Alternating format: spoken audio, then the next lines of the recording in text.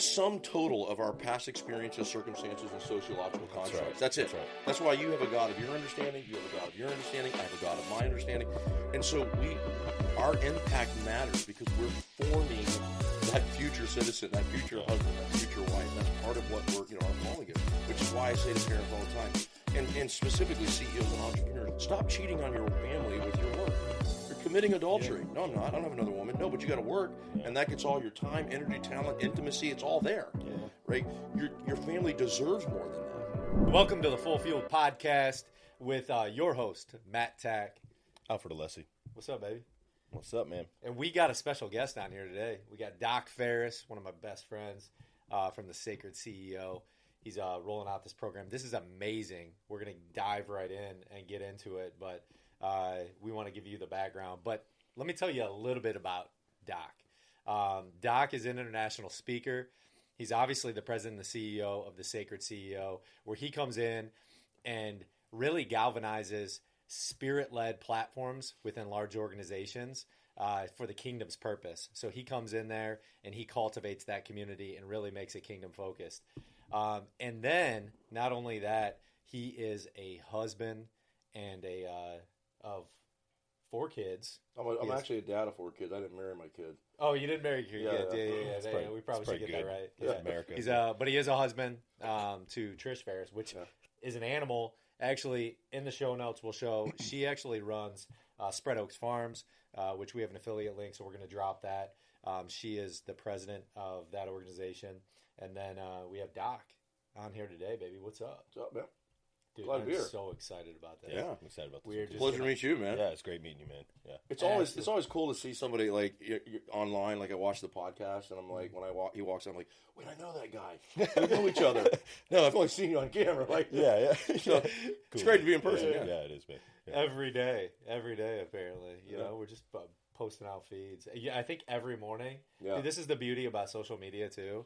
Is that like every morning, I think you are probably the only person that I put notifications on when things pop up.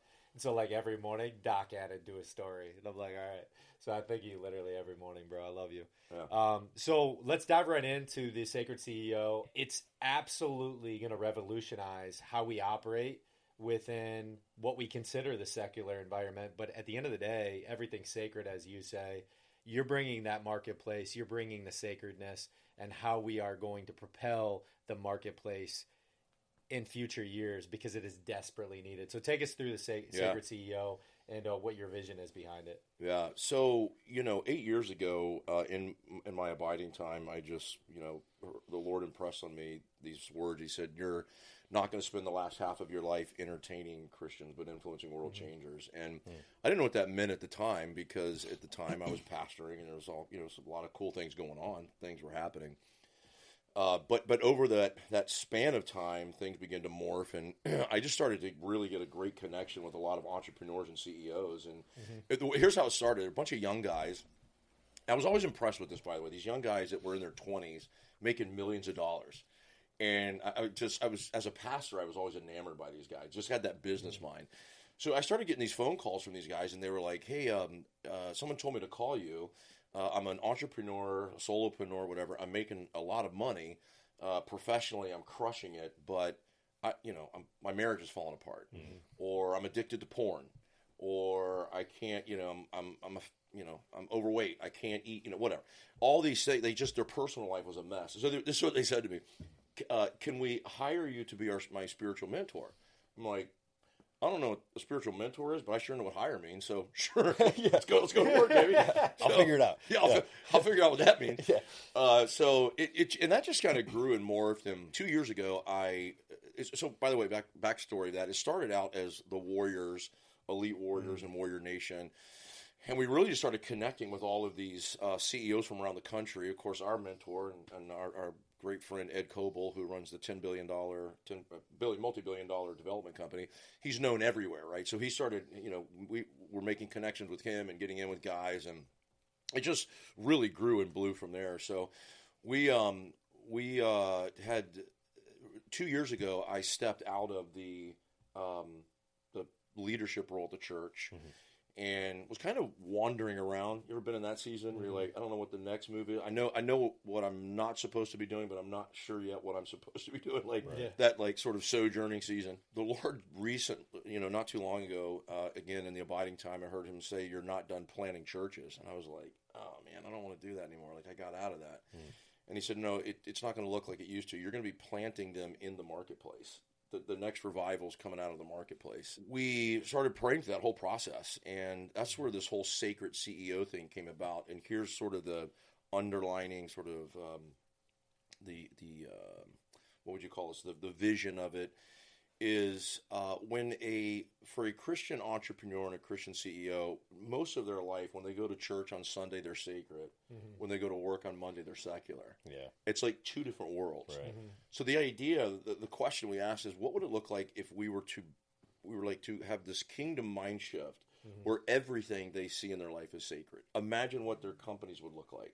Imagine how they would, handle their jobs. Imagine what the integrity would look like. Imagine how they would treat their employees and what they, what we could do, not just bring people in to help us move the needle in our company, but what if we saw the people that were in our company as our parishioners, for lack of a better term, like these were our church members, right? And we're going to care about their soul as much as we care about them, moving the needle for this company. That's awesome. And, it's what's fascinating about this whole thing is when you have this conversation with CEOs who know their calling goes beyond building a real estate company or goes beyond a nutrition company. They're like, I'm supposed to build this, but I know there's a kingdom calling somewhere in that. When you give them permission to start asking that question, the game starts to change, bro. Yeah. It starts to change. And then they go, well, wait a minute. You mean to tell me that God's actually has given me this company so that I can leverage that to advance the kingdom? Sign me up. I'm in. Yeah. How do I? Now, of course, the next thing after that is how do I do it? I don't know. That's where we come in. Nice. We come in and we take this model and we literally drop it into their organization. So I had 3 companies here in Tampa. That's why I'm down. This last 2 days, I meet with all their executives. And we do a whole thing through the health and wholeness and helping them become the healthiest version of themselves. We do the leadership. Like we're pouring into their lives, and the response has been unbelievable. Like, in fact, one of the companies in Tampa said this. The executive said to their CEO, the owner said, "Why did you wait so long to do this with us? This is unbelievable." So there's been such an incredible response. It's like, wow. You care about us at a deeper level. So we're just seeing this really cool ground swelling and shaking in the ground with this movement.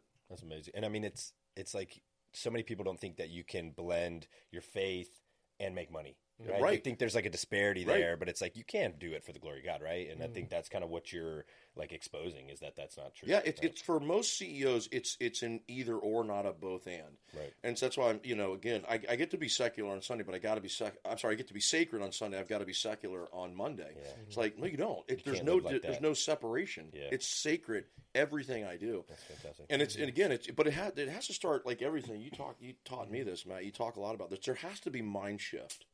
And this is a kingdom mind shift, right? You can't, Paul wrote in Romans 12:2, he said, transformation starts with the renewing of your mind. You got to get rid of old programming, replace it with new programming. That's really the secret to anything you're going to do successfully in life. That's got to be like daily, right? I mean, daily renewal. Yeah. Daily. Yeah.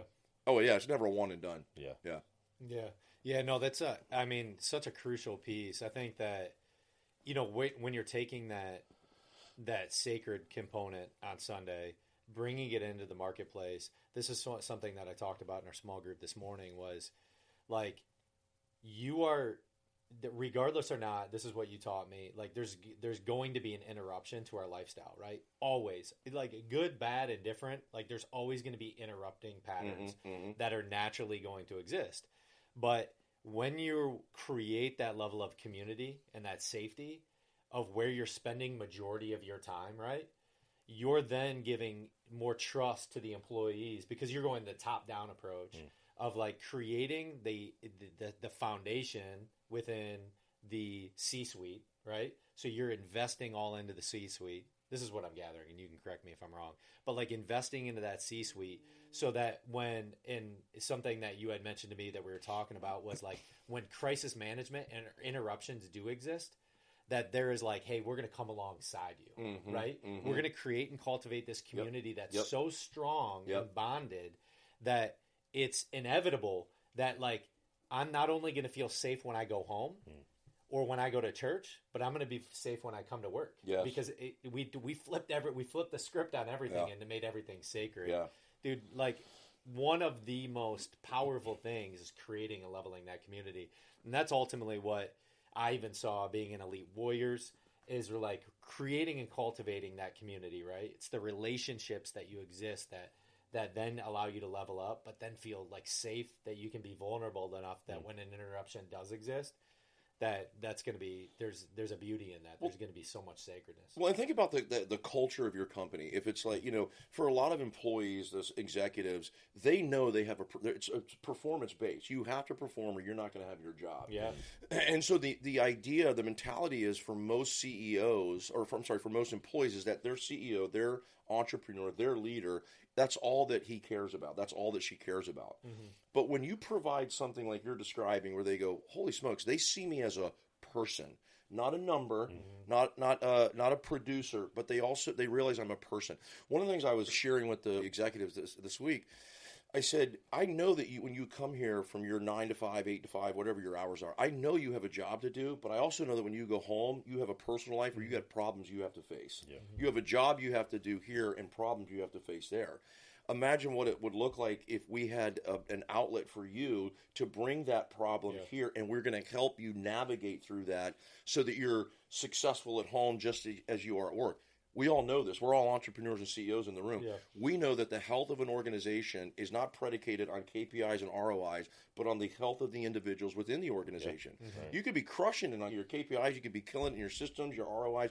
But if the people are not healthy, you're going to have a massive turnover rate. Mm-hmm. You're going to have incredible amounts of tension and drama within your office and by the water cooler. All of that stuff becomes an issue within the work. And so how do we shift that mindset and really help the people that are doing the work to be healthy across the board? That's really the overarching theme. Yeah, that's huge. Awesome. That's cool. What are like some of the key strategies for that? I mean, what do you guys like specifically? So first thing we do with executives, with the CEOs, is we do private mentoring. So they get if they come in, they become a sacred CEO. We create what we call the sacred boardroom, and so they enter into the sacred boardroom, and we do 2 months, 2 hours a month of private coaching. The first thing we do, I have a program called the 5 Pillars to Mental Health and Wholeness. So I'm evaluating them in the first part. By the way, it's a 12-month commitment. They come in for a year. Yeah. And so I'm evaluating them. I'm helping them. We're helping them find their character assets and defects, right? What is it about your behaviors and patterns that are leading to toxicity within your work environment or with your employees, with your wife, with your kids, right? Let's identify those pieces. We take them through trauma work, shadow work. We do all of those things, right? And then we offer the leadership training. How do we really fortify ourselves as strong leaders? And one of the things that we teach is that leadership is not a position. And I love what John Maxwell said. He said the best of leaders don't lead with the leveraging of money, but they can leverage volunteers, right? There's nothing to leverage. So we teach them how to increase their leadership, not by leveraging something, but by raising the level of their influence.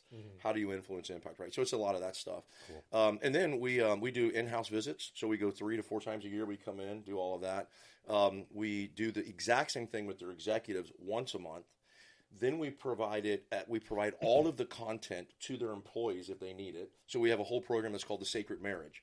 So you got someone walks up to you in your office and goes, "Hey Matt, just want to let you know I'm going through a divorce. My wife said she's going to file for divorce. Man, got a job to do today, but I got something for you. See me after work." You make available the Sacred Marriage content for them, and they can go through that whole thing, and then we can provide crises intervention and help. So it's a holistic approach to the entire company.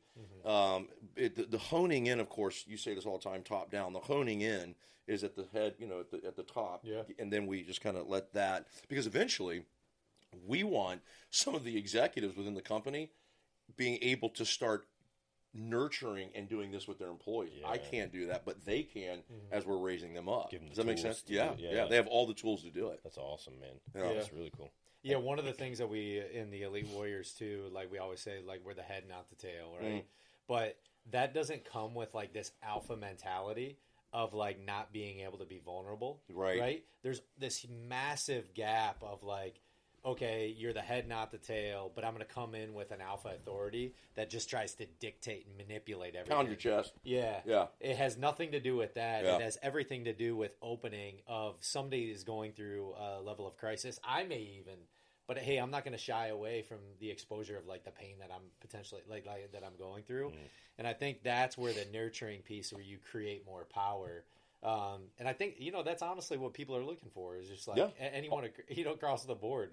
I think they're saying like authenticity, vulnerability is like, that's the tool that people really want, the attractiveness that it brings. And that's what ultimately the Sacred CEO is like, hey, we're going to galvanize this within environments that you're going to be spending 8 to 10 hours a day in. Yeah, right? exactly. Like, Most why of your wouldn't life. you want to be filled Right, confident? right. Like, it's huge. Well, Jesus said, blessed are the meek, for they will inherit the earth. That word meek is not weak. It's strength under control. That's right. The most powerful men on the planet are the men and women, most powerful people are the men and women who know what their strengths are, but they have the self-control. They have the ability to control that strength, only let that strength out or go when it's time or when it's needed. Yeah. But at the same time, they're not afraid of vulnerability. Vulnerability is not an enemy; it's a friend. It's a strength, yeah. Because again, the 3 most dangerous words a person will ever say in their life is "I've got this." If you want to hear your question answered live on the show, submit it to ask@fullfuel.com. Check out the Optimizers program where we build max muscle, improve longevity, and get guys freaking shredded so that they can crush it at life for as long as possible. Live full fueled. Live beyond limits, baby. Yeah. Right. Yeah. But the 3 most powerful words you will say in your life is "I need some help" or "I need help." And so if you're at that place where you're creating an environment, you have a culture where people can come and go, "Hey, I need help," and then as an entrepreneur, you go, "Got you covered." Like imagine having the tools to be able to do that. Yeah. It changes the now you're a family. It's not just a workforce. Now we're a family, and I don't care if you got 500 employees. We're a family here. And you hear a lot of people tout that, but that's not really true in their culture. If you get if you get embedded within their culture, there's no real family environment there. This changes that whole process. That's amazing, man. I've never heard of anything like this, to be honest. And there's a health component too. You were telling me when you were kind of filling me in about like you take people through fasting and stuff like that, or because we talk about that all the time. So one of the things that Matt probably has talked to you about this. We teach our guys, to get up every day and you pray 3 things: ideas, imagination, implementation. Cool. I cannot stress this enough to CEOs, because what most of us do as Type A leaders and runners, we get up, do a bunch of stuff, and then ask God to get in the middle of it and bless it, right? And he's like, I'm not really. That's not where I was going with you. Like, I'd love to do that, but I had something totally different in mind. So get up every day and say, Father, what is it that you're blessing? And then as he brings that revelation, you're in pursuit of that. Wow. So that's part of what you just asked. Every day, ideas, imagination, implementation. God, give me favor in all things with all men. Give me the ideas, imagination, the ability to carry it out. One of the ideas that God gave me was, I want you to build out affiliates in this. And so that's where we take a guy like Matt, take you guys with Nutritious. You come in because you guys know this better than I do. A lot of CEOs and entrepreneurs are terrible when it comes to their health. Mm-hmm. They're fat asses. They're out of control with their, they can't. He's right, yeah. What? Yeah, can I say that on the show? Of course you can. You can say no, absolutely. Whatever you want. But I was that guy, so I'm going to tell you a story.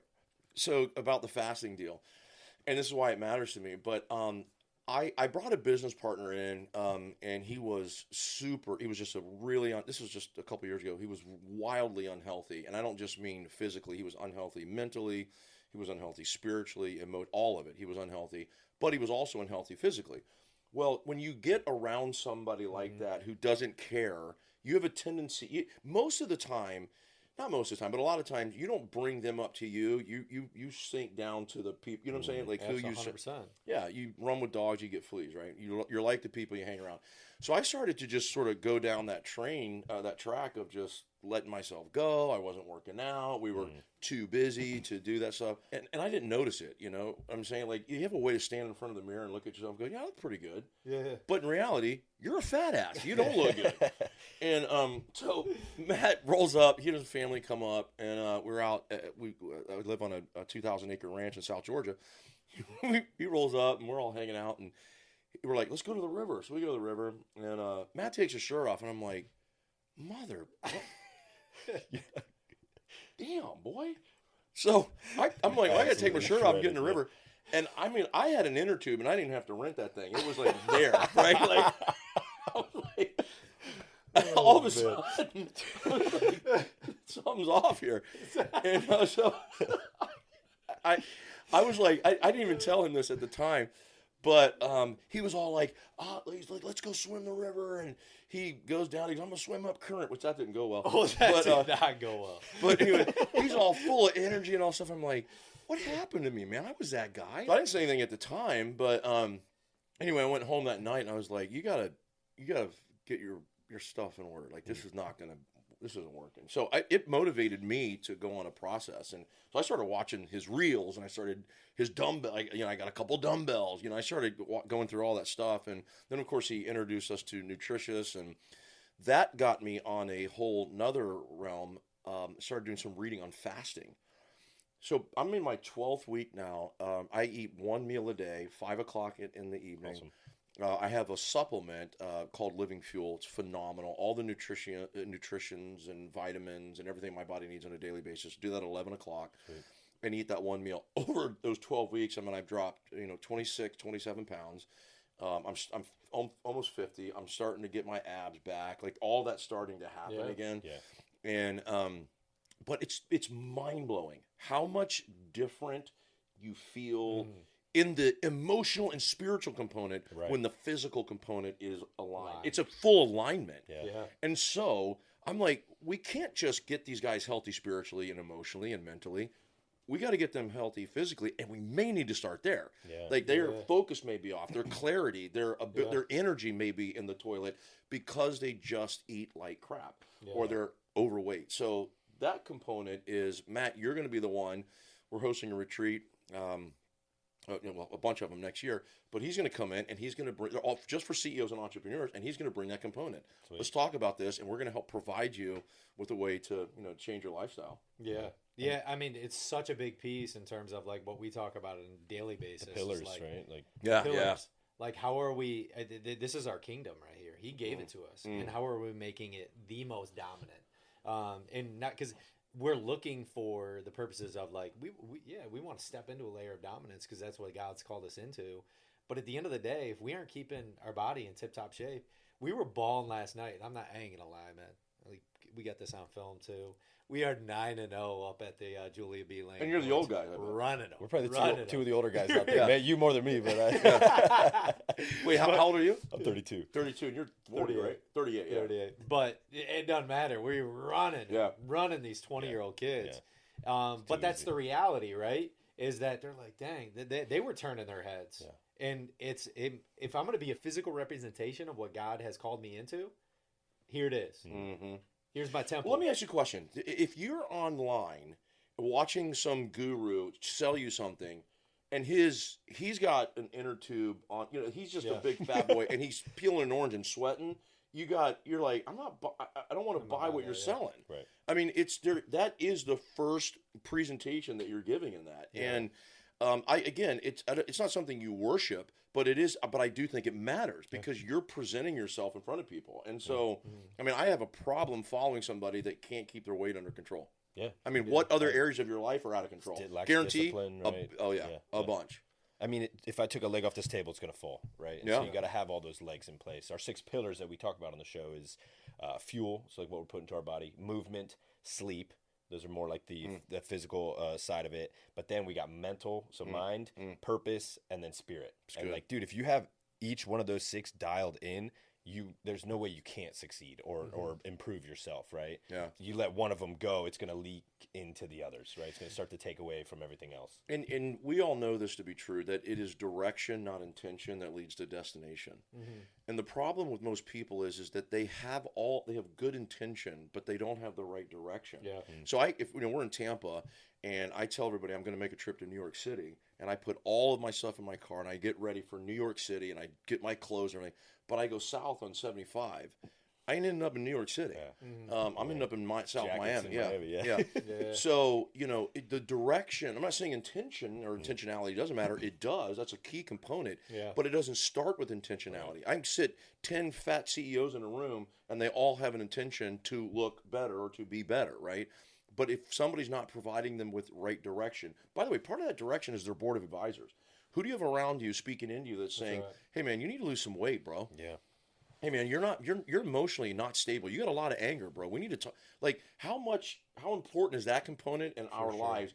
Holding you were telling me a story about a big CEO that you were talking to. He's a up and up guy or whatever, and you were like, "Hey man, who do you have holding you accountable?" And he was like, "Me. I hold myself accountable. I don't need anybody hold me accountable. I hold myself accountable." And you're like, "Okay, let me know how that works out for you." You know, like you have to have people around that are willing to speak into your life and call you out. Yeah, that's right. Yep. Like it is so important. That's imperative, dude. That story that I told him. I mean, this is a high level guy right now that I was talking to. I went to an event in Jacksonville, and I had asked him that, and it was like more just, hey, like I want to engage in conversation, and we were talking about therapeutic peptides and working out. He's like looking good, but when he gave me that answer, bro, I was like, I want to be like 1,000 feet from this guy. Yes. Like this guy.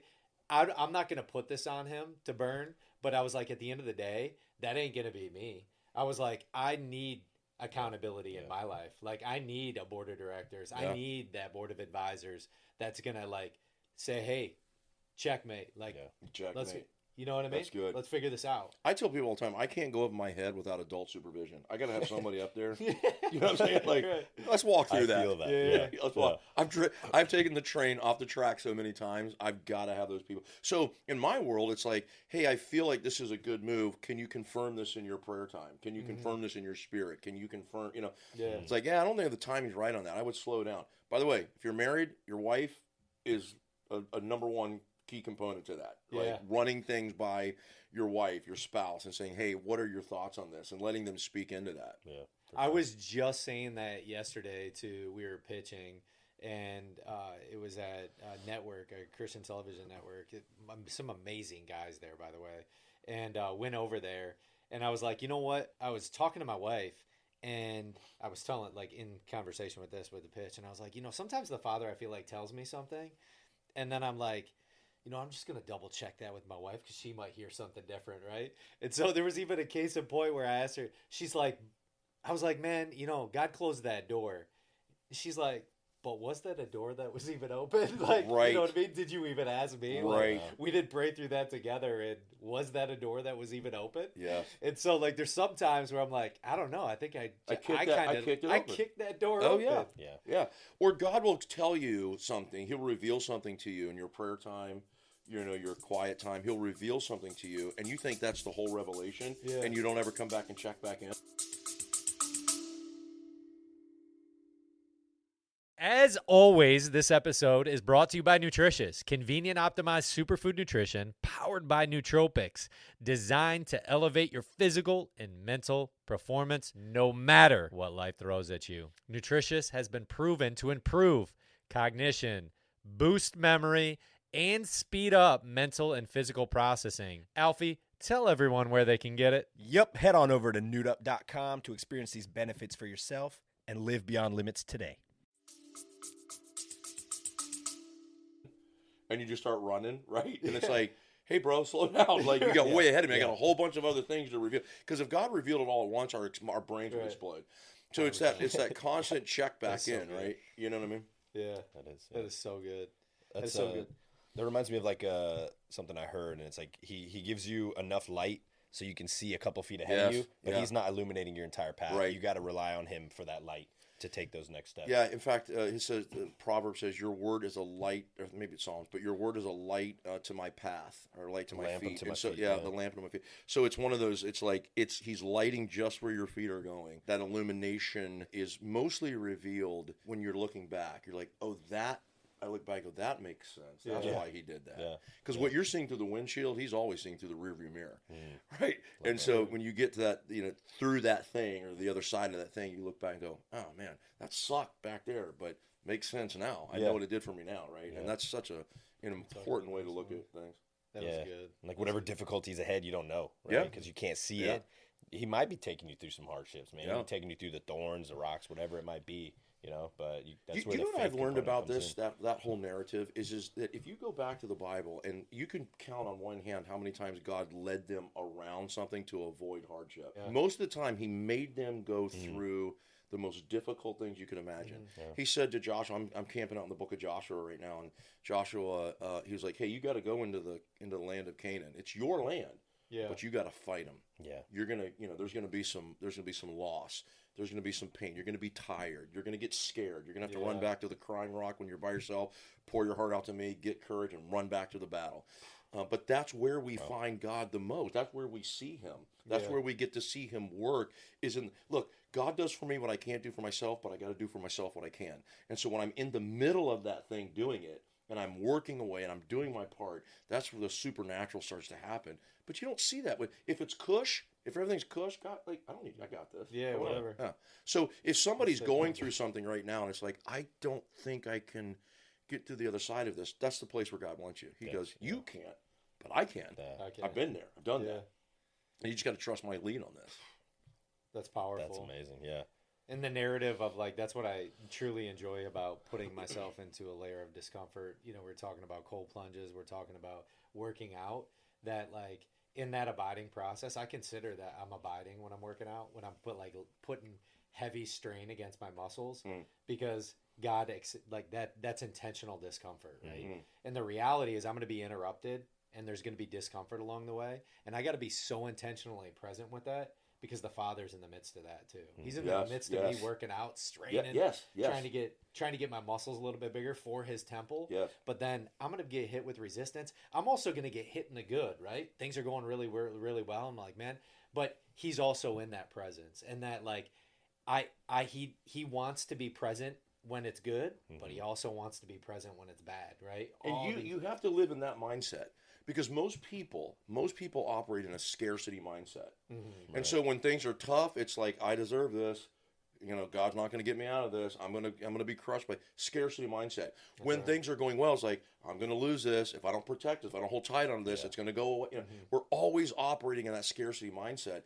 And it's like, if I really believe that I'm a son or daughter of the kingdom, that it's not about me, but it's about the God in me. And I'm optimizing and operating, not in my power, but his power. There is literally nothing that you're going to face or go through. It doesn't matter how much resistance is there. You are going to see it through. If not, you die. If you die, you go to heaven. Great.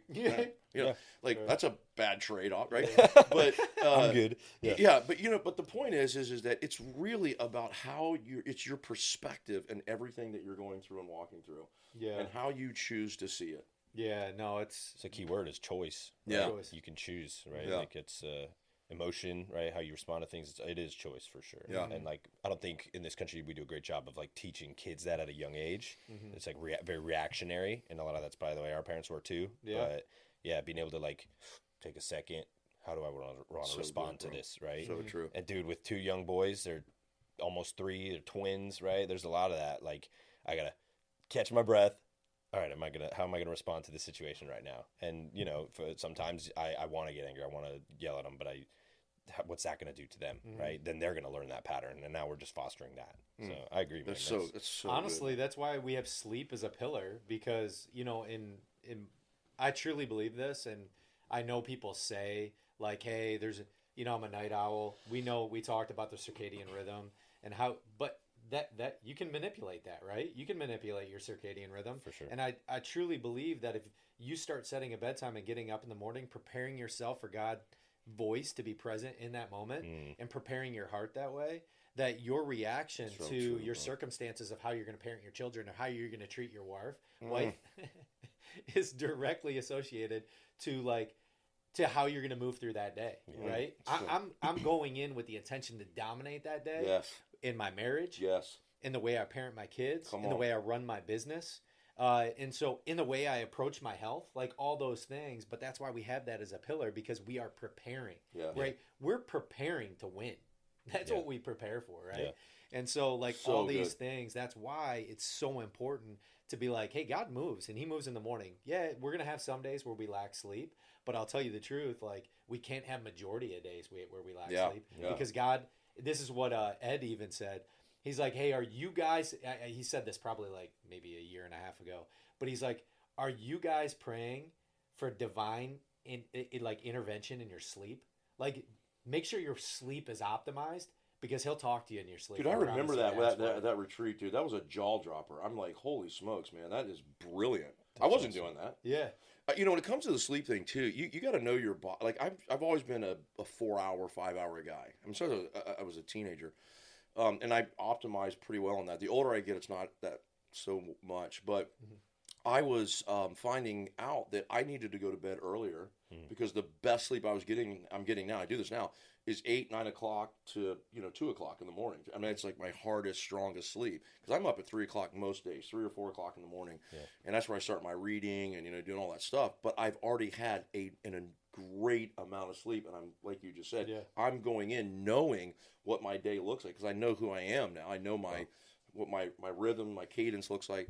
And so that point is so vitally important. You've got to be honest with yourself. Give yourself permission to evaluate these things. I love your scorecard thing that you do. That's huge, dude. But I do it at the end of every day. It's like a moral inventory. Did I steward my platforms with excellence today? A husband, a father, a CEO, a leader, an influencer, whatever. And if the answer is no, it's like, okay, well, what have I got to do differently tomorrow to get a 1% shift in that? So every night, 9 o'clock, my alarm goes off. Take your inventory. Inventory, man. That's it's a moral inventory. Yep. And quick plug, the Full Fuel Scorecard. If you want access to this, subscribe to our channel. Send your email, and we'll give you a free copy of the month. Yeah, I love that. You've been working on that. The thing's dope. Came out good. Have it as a we need to get that on the sacred boardroom. That's one of the things I want these guys to, what I want them to get access to with your. We basically took what you started and then put it into a 30-day journal. We obviously put the logo on it, made it look real cool, but then it's something you can either print or have digital copy of, and we're just giving it out for free. We're not trying to make money on this. It's just you're not monetizing this. It's just help people. No, That's help right. people. It just helps. It just gives proper reflection. Exactly what you're saying.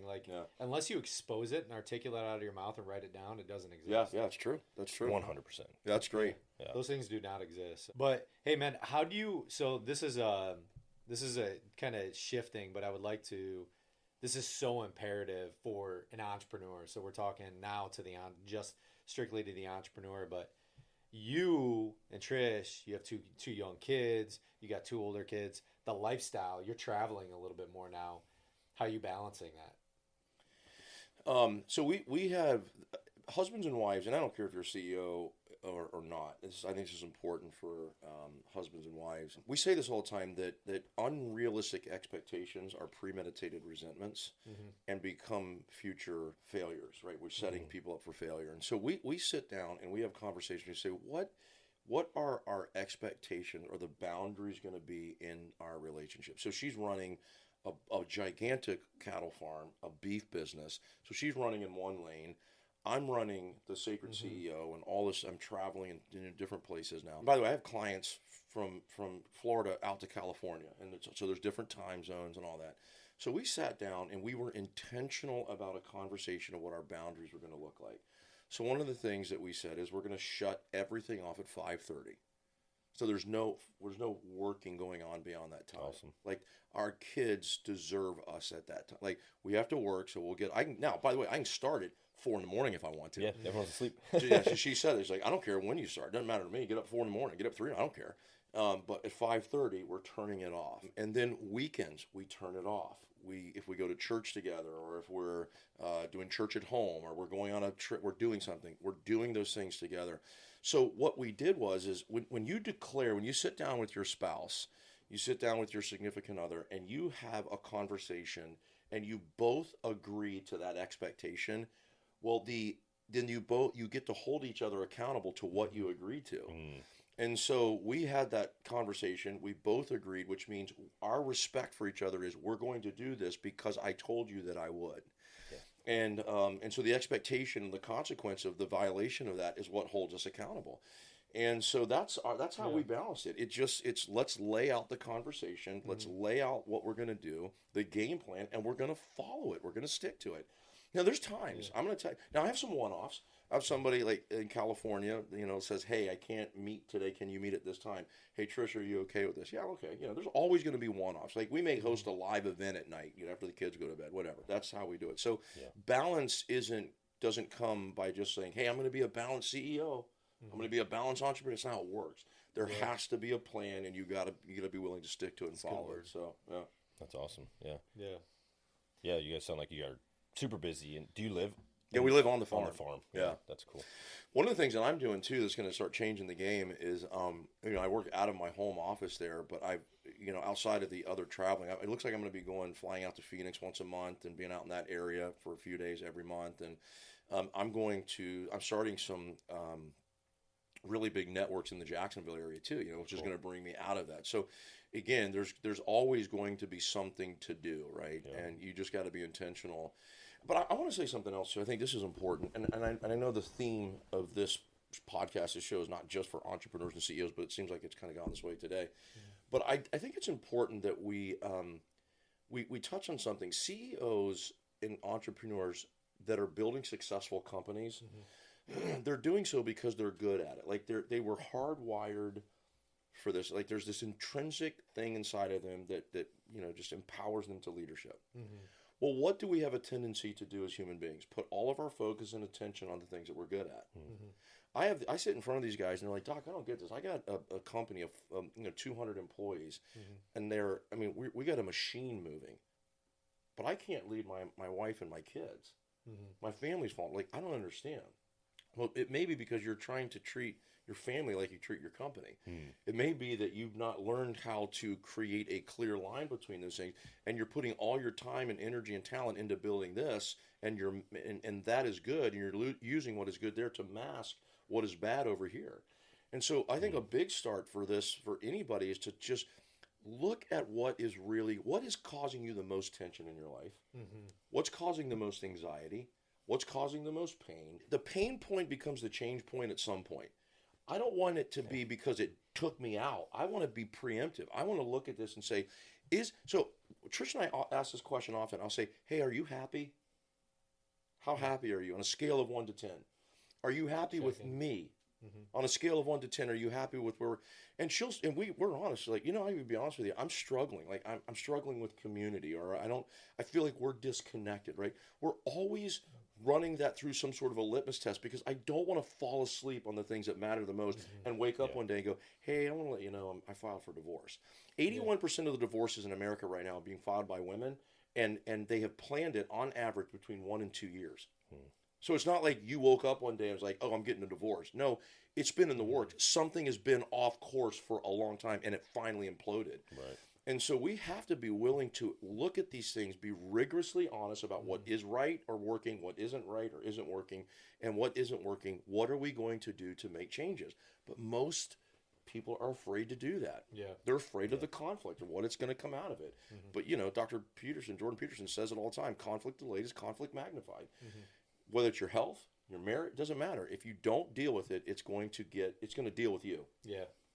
Yeah, I think of this routinely. Like, if you had to evaluate, like, the end of your life, right? If so, whenever that might be, right? So it could be tomorrow. It could be 10 years from now. It could be 15. It could be when you're 90. It could be when you're 110. Who knows? Like, how long you're going to live. That's in God's hands.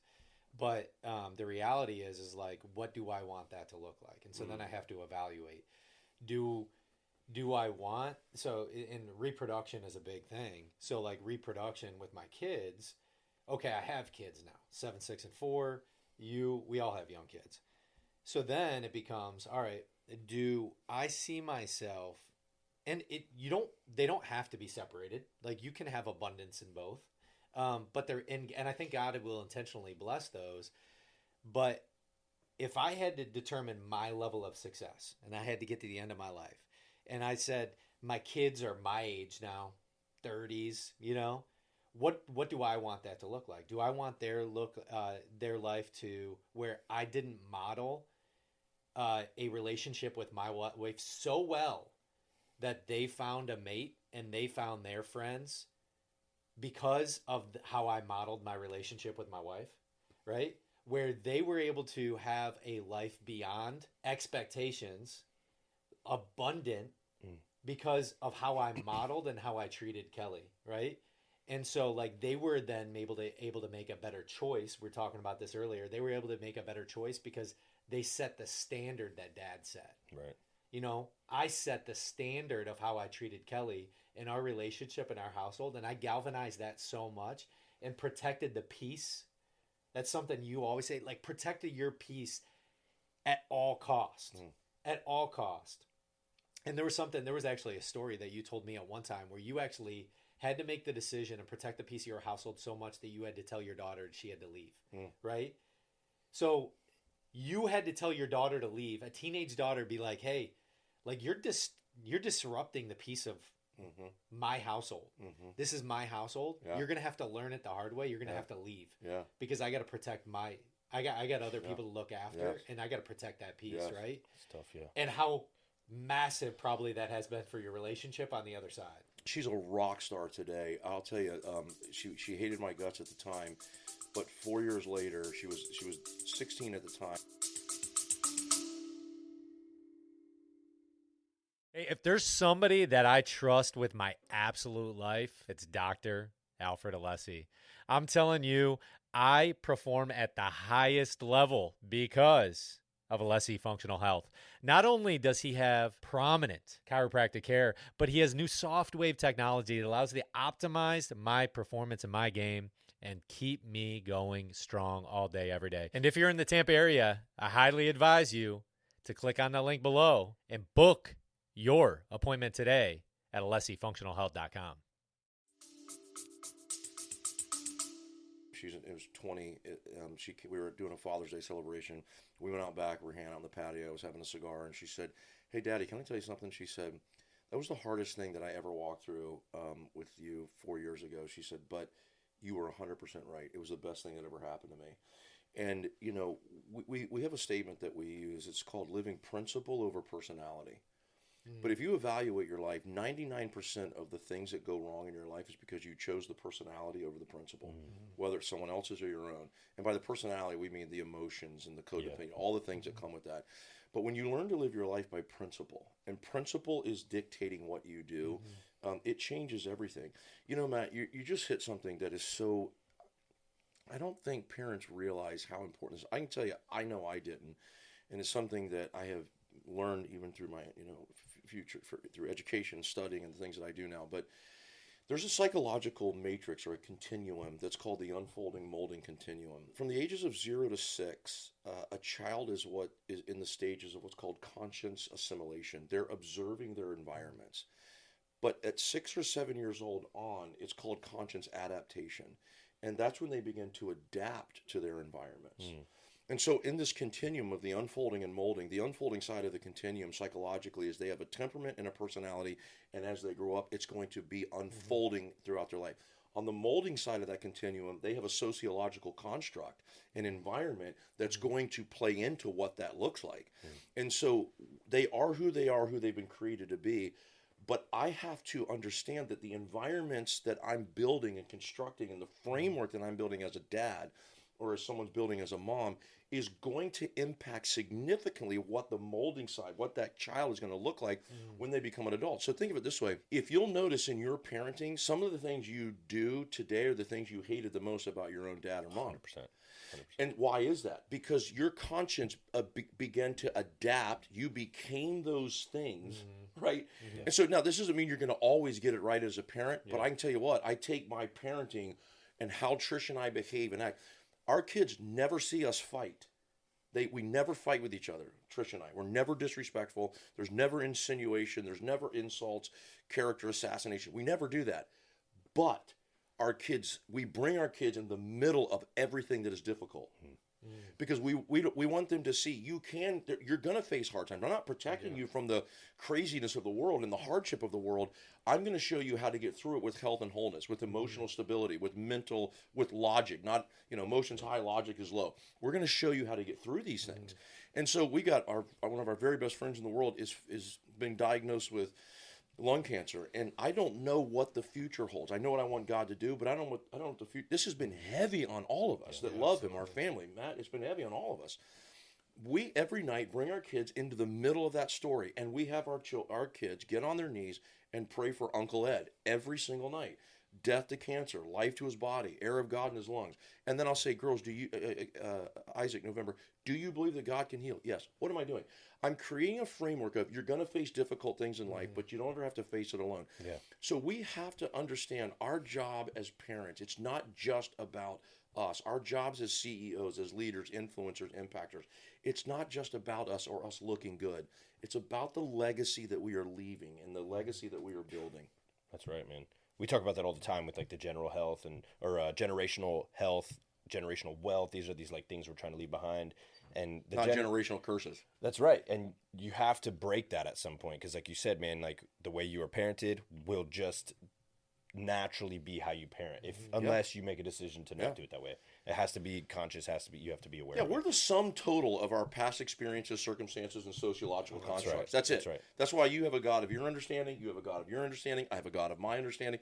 And so our impact matters because we're forming that future citizen, that future husband, that future wife. That's part of what our calling is, which is why I say to parents all the time, and specifically CEOs and entrepreneurs, stop cheating on your family with your work. You're committing adultery. No, I'm not. I don't have another woman. No, but you got to work, and that gets all your time, energy, talent, intimacy. It's all there, right? Your family deserves more than that. There's a component to that where it's healthy. So like I'm taking the devil's advocate on the shift side because I think there's an abundance in both areas, right? But what it comes out is a level of expectations. So you said you had sat down with Trish, and there are seasons. There's seasonalities to that as far as expectations. Hey, we're stepping into a busy season. And there's going to be some actually loss here where I'm going to have to step away or I'm going to have to do some things. But expectations are so critical because I go back to the Think and Grow Rich philosophy where you intentionally have to go into discomfort sometimes, right? And so in business, you have to intentionally go into that level of discomfort where I'm going to miss out with my family a little bit here. Where I'm going to be traveling, I'm going to be doing these things, and there's going to be a season where there's going to be some intentionality, but then it's prioritizing that schedule of how you're also bringing them in along the way, right? So good, because at the end of the day, this is something that I always think about. I am chasing something, right? I'm chasing a feeling, right? I want more of something, a feeling. What's that feeling? Like I have to really associate, like what feeling is this giving me? And not all the time am I like, man, this is a healthy feeling, right? Because when you know you're walking into in really direct linear with the Spirit all the time. We were talking about that this morning, like linear with the Spirit, is that there is even in that discomfort. Hey, I have to. My family is a sacrifice for a very brief period of time, right? Because I'm doing these things, right? The expectations have been set. I'm stepping into that. But I know absolutely without a shadow of doubt, God's called me into that season, right? Yeah. God's called me into that season, but I also let that be known to my wife and my kids is that there's a season, but I'm going to bring you along as much as I can. Like I literally bring them along through the process. I want you to come through the journey. I want you to step into that difficulty with me so that we can journey through this together, right? And so I'm going to be honest with you. Nutritious, starting up a company like that right off the ground, man, there been a lot of sacrifice, right? On the backside of that. But I always check in with my wife. You have that check-in, right? That check-in. Hey, are we still progressing? You still all right? You still happy? Because if we're not, we can detour this whole thing. Like, yeah. I don't know is God still calling us in this direction, right? And that constant check-in of like, am I still linear, right? And how many times has Kelly, you felt like you were going to quit and Kelly spoke into it and said, oh, no, we're not, baby. I'm here with you. And you know what I mean? Like, that's huge. All the time. Like, I mean, literally all the time. Like there's nothing better than, so than having that level of support. Right? Yeah. That communication is so important because you could be thinking in your head, oh, she's probably upset that I'm missing this because I'm working on this. And you're playing this whole reel in your head and she doesn't feel that way at all. Right. But unless you ask her and you check in, like you said, that's 100%. Like, we're projecting our thoughts into other people, you know? That's 100%. exactly right. That's it right there. That's right. Well, you know what the number one cause to divorce is? I mean, if you look up the data, it's going to say infidelity or finances. It's none of those things. It begins with the breakdown of communication. We stop communicating. Or nobody ever taught us how to really communicate. We don't know how to talk about the difficult things. We just suppress, becomes resentment. Yeah. And then, boom, all of a sudden. What I hate about divorce is that, if you read the papers, it says irreconcilable differences. basically we were just two prize fighters that beat the crap out of each other. We gave up. You know what I mean? Like, but when you learn how to really have those healthy conversations, to go into healthy confrontation, it's a game changer. Yeah. These guys have really good conversations though too on the farm. You know, they Uh-oh. Uh-oh. Oh, he's laughing hard. This is it. You're like, let's go have a conversation in my leader hose. In a what? In your leader hose and over on the St. Mary's River beating off mosquitoes. You know what I mean? Bro. So some of the conversation is, do we need to get out in the woods and get a little frisky out in the woods? Sometimes that animal nature just started, that primal thing started rising up. And you're like, this guy's first child. It was in November. November. It was November. Oh yeah. This guy was horny as a friggin' horn dog. Like, well, I was that, but I had a bunch of people at the house. It was during the Hurricane Irma or something, and everybody converged at the farm. And I'm like, babe, I want to get down, but we can't do that. And like, there's 40 people in this little house.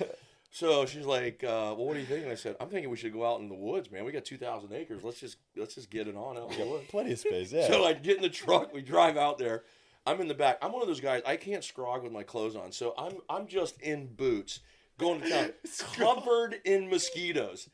So I was pumping and swiping. You're telling me this is how your daughter was conceived? Yes. Yes. I mean, just awesome covered. story. I got mosquitoes. I'm covered in malaria, and she's being conceived. Oh my gosh. So, I mean, the thing you do on the farm. Oh my gosh. Yeah. Oh man, that's how they have fun. I gotta see this farm. On the farm apparently. Yeah. Scrog on the farm looks way different than it does in the city. You go to jail for stuff like that down here. Like, if you don't do it, there's something's wrong with you. That's right. Then I find out we got game cams everywhere. So I drove back. I'm like searching the whole area to make sure there was no game cams where I was. Oh my god. What? You wanted a highlight reel? There's a guy in the canoe. Oh no, that was another time. Oh, when Trish and I first got married, I convinced her. We have 4 miles of this white sand beach on this St. Mary's River, and it's in the middle of nothing. Clear water. Yeah, I have been down to that river for 8 years, 5 years. Man. We get married. I convince her, hey, let's go down the beach. Let's just have a romantic time out there. We'll eat a little, food and do a little scrogging. She's like, what if somebody comes by and goes, nobody ever is on this river, Trish? I said, there's no passage. Trees fall over. So we're just in the middle of throwing down like teenagers. And all of a sudden I hear this, I look up and he goes, it's canoeing by. And he goes, hey, how's it going? I go, how's it going? I didn't know what to do. You acknowledged it? I mean, bro, I was in just full shame. Trish rolls and dives behind a tree. Like, oh my god! He knew. I could see the look on his face. He had that look of, sorry to interrupt you, but damn, boy, that's awesome. Like, he had that look, And it's a little head nod. Just yeah. He's like, how you doing? I go, good. How you doing?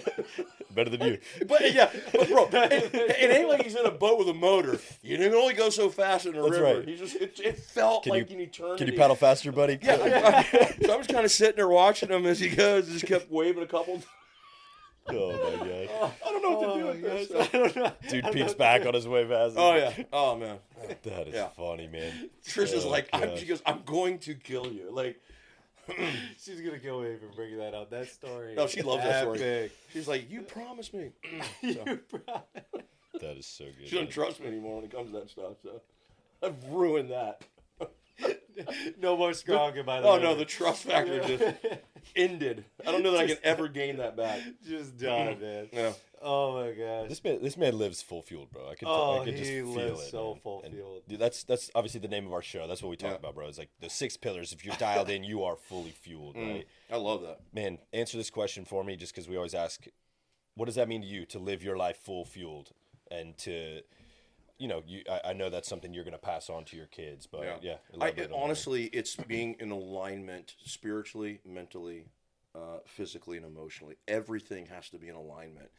And I have learned, I'll be 50 this year, I have learned that if something's off emotionally, it's going to throw the cadence off of everything else. So you imagine a band playing, you got everybody that's got their music and sheet notes, and they're playing and they're in rhythm and harmony, but somebody didn't practice and they're they're hitting, they're fly, it throws everybody in the room off. And so the full fuel meaning to me is that, by the way, this is important, I think, to this context, is that I make decisions sometimes that appear to be selfish. And people say, well, that's kind of selfish. And I'll say, no, it's not selfish. It's self-full. I'm fully aware of what it takes for me to be in alignment, and you're an interruption to that. Wow. Or that's an interruption to that. And so full fuel is I'm fully aware. Awesome. And I'm going to do whatever I've got to do to stay in alignment in all things. That's amazing. That was a great answer. Dude, that might have been one of the best answers. Gosh, I love it. Love you, brother. Love you, man. Yeah. Thank you so much for show. coming on the show today. Yeah, love it. Thanks for coming. I watch it, see it every day, and it's great to be here. Love it. Live fulfilled. Live beyond limits, baby.